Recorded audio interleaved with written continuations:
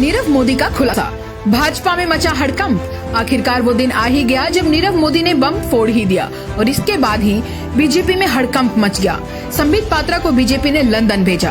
प्रधानमंत्री और गृह मंत्री दोनों इस मुद्दे से दूरी बना रहे हैं, लेकिन दूसरी तरफ लंदन की कोर्ट में नीरव मोदी ने बयान दिया है कि मैं भागा नहीं बल्कि मुझे भगाया गया और इसमें 456 करोड़ कमीशन खाया बीजेपी के नेताओं ने और मैंने अकेले नहीं खाया बल्कि सबको हिस्सा दिया।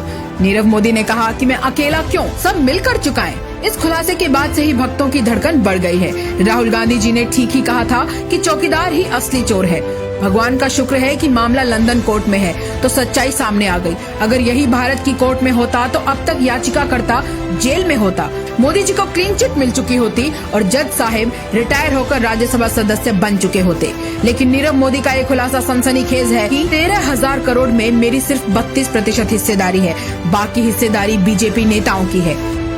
इस पर कुछ सवाल तो आम जनता के मन में आने लाजमी है कि नीरव मोदी को जैसे ही गिरफ्तार किया गया तो संबित पात्रा को लंदन क्यों भेजा गया? नीरव के 3 पासपोर्ट 2014 के बाद कैसे बने? ये हाल तो तब है जब सिर्फ एक भगोड़े ने मुंह खोला है।